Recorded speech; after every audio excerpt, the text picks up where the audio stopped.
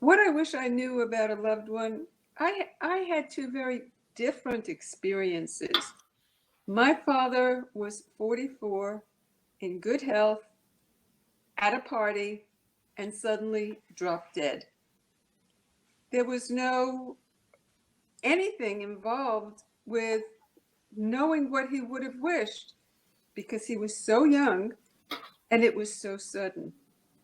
And it's unfortunate that it happened that way for those of us who survived. But it was wonderful that it was a very clean death. And I never had to think about what his wishes were. My mother started failing about a month before she died, and she was 87 at the time. And let me tell you, she fought that. She completely was in denial that she was dying. She did not want to die. She absolutely did not want to die. Um, Yet one night, my two sisters and I were with her when she just very quietly and peacefully slipped away. We had no decisions to make. We had no guilt involved. We knew what she wanted. She didn't care what was going on as long as she was going to survive. And that was the bottom line. We we were with her. It was a very peaceful passing. It gave us a lot of comfort that she didn't suffer and that we didn't have to make any of the hard decisions. Would we have honored her wishes? We were in complete agreement that we would. Whatever it took, that's what we were going to do. But we were very fortunate not to have to make those decisions. It was a beautiful death, and few are so blessed. At the end of my life, I want my loved ones to know that I am not afraid to die. And once they absorb that, then I hope that they will feel comfortable in knowing that no decision that they make is a wrong decision. Whatever they decide will be a good choice.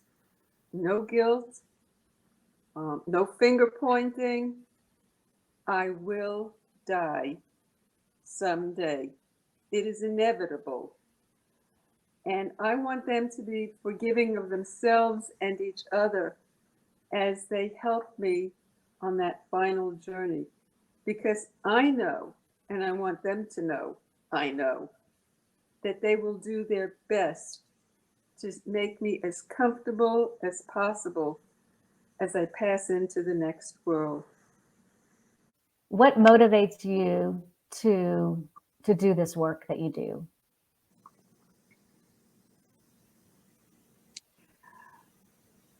I really had no contact with death until my father died. I was an adult. I had not lost any of my four grandparents. I remember seeing my father in the coffin and touching him with one finger, and he was cold. But being in contact with him allowed me to feel comfortable with death.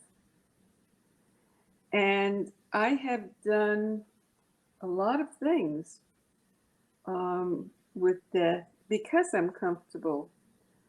When someone loses a loved one, I go and make what's called a Shiva call. It's a visit to someone who's in mourning. And I know that there's nothing I can say to bring comfort, but my presence says it all. I am part of what's called a Chevra Kadesha, and that is a group of people who prepare bodies for burial in the Jewish faith. And I've been doing that for almost 50 years. I'm getting too old to do it. And with COVID, I have not done it at all.